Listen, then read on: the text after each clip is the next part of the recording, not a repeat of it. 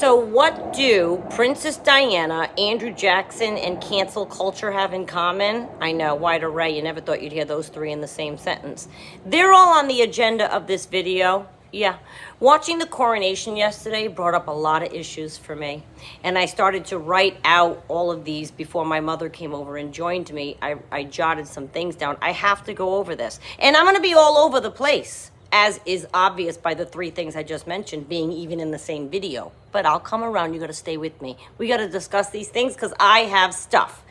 And even with an outline, like I said, it's going to be okay. Now, the first thing, and I'm not trying to be funny, but the whole time I was watching it, I'm thinking, why hasn't there been a canceling here? I get the juggernaut that is the royals. I know that they can't be canceled and won't be, and I love them, and I've been watching and reading about them forever. But we've seen, especially the last few years, statues torn down and a whitewashing of history over these past few years. And this is where Andrew Jackson comes in. I have to say, in New Orleans, there sits Andrew Jackson's statue. Now, why is that? What with the marching of the Indians, Trail of Tears, young people, if you don't know, look it up. He made the march.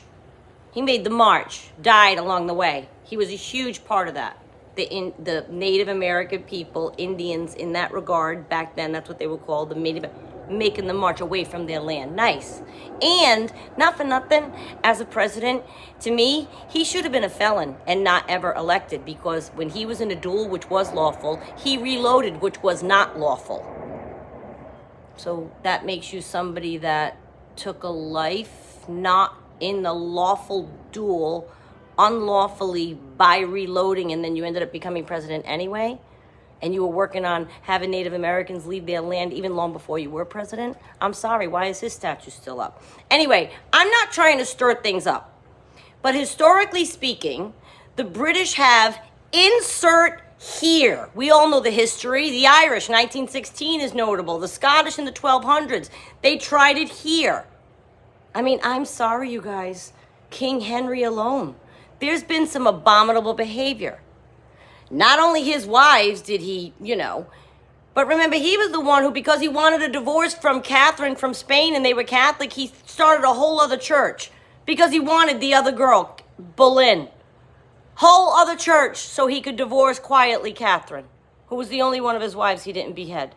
And I'm just saying, there's a lot that's been toxic that has been done by the British. But here we are yesterday, and it's all out reckless to me that sometimes the behavior that's been documented being that reckless, and I'm not looking for, look, I told you I'd be all over the place. I'm not looking for interjections of pro-British, because this isn't anti-British at all. But I know my history. And I don't think about any of this when I'm with my British friends. It has nothing to do with them. Just like, and this is my point, our way past has nothing to do with us at all. But again, historically, just factually, the jewels they have, the land, the buildings, they took it. No, they took it. So I'm looking at the crown, and I'm thinking about stories we know, and I can't help but thinking, who did that jewel get stolen from? Who lost their land that day? What battle? I can't help it. And yes, I know they may have since, or even then, also acquired things, rightfully and lawfully, but I also know they didn't. So did they give it back to whomever or whatever? Did they make reparations all throughout the hundreds of years? Did they make amends? And my point is, why isn't that all broken down? Well, again, it can't be. It's the royalty. I understand the monarch and the role it plays and the revenue it draws and then the taxes and the service. I get it. But it hasn't even lost popularity. No one thinks about the past. We're tearing down statues because of things that happened in this country 150 years ago or 200 years ago, and we're whitewashing the South because we don't want evidence of anything else. And my British friends, 1, 2, 3, 4 of them have served proudly in Her Majesty's military. They're true patriots, lovely people. And one time when we were together, this gets me into my Princess Diana issue, he said, well, he's a wonderful man. about Prince Charles. And I had to say what I felt. I got into it. I said, look, I said, there is no way on earth that me and most people I know will ever accept him or her, ever. Meaning Camilla. Je m'excuse, sorry guys. We loved Diana.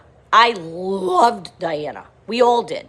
So you could have left her alone, the 19-year-old virginal who was tested medically, kindergarten teacher with her own royal pedigree or, illustrious pedigree. So you pick her, but you never stop with Camilla. It's not nice. It's not right. I don't like it. So the whole day we were mad, me and my mother. We were mad. We were mad. How can you not think of Diana? How can you not think of her? And I'll just never accept it. So here we are watching this whole thing, thinking about Diana. I'm looking at the jewels. I'm thinking, why have we canceled every other, culture on earth, but they're being celebrated across the world with gazillions of viewers, and they've tortured nearly all of us throughout history. Come on. And I'm watching the coronation, and I skipped spin cycle and yoga. I'm thinking about Diana. I can't help thinking about the rest of what the cancel culture for the past acts is.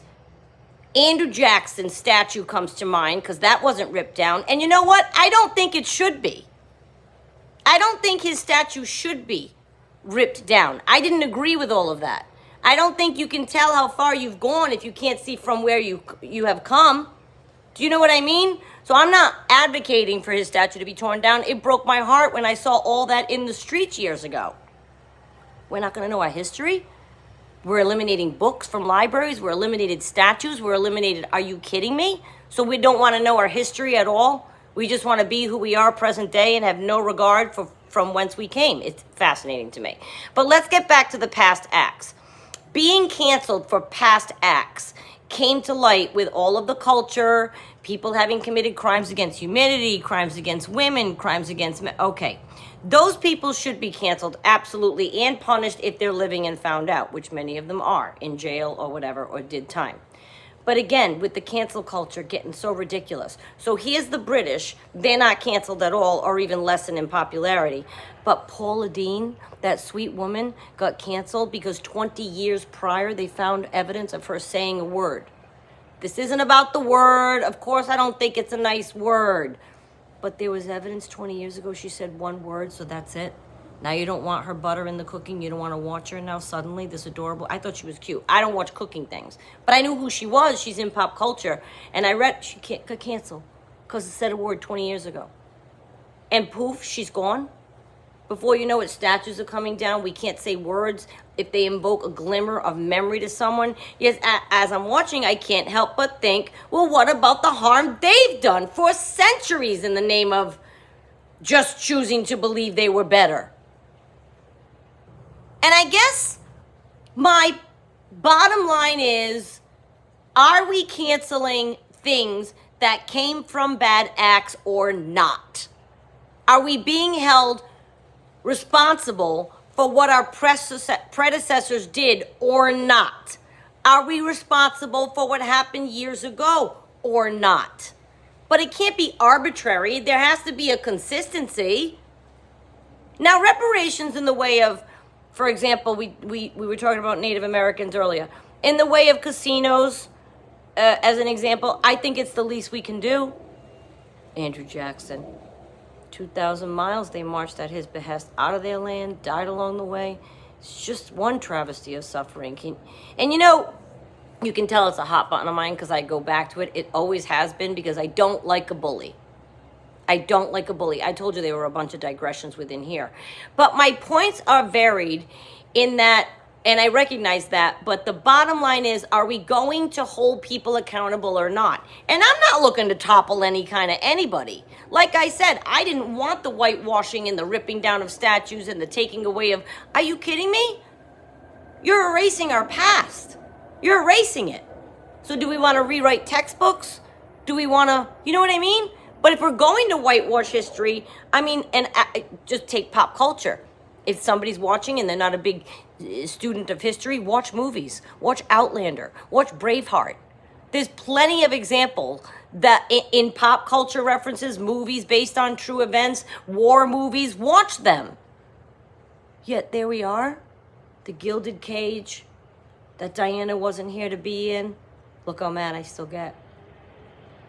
I'm just trying to say, here we are watching this illustrious event, yet all I could think of was how everything was toppled that happened 200 years ago. But that stuff's been happening for hundreds and hundreds of years, yet there's ever been 1 ounce of toppling.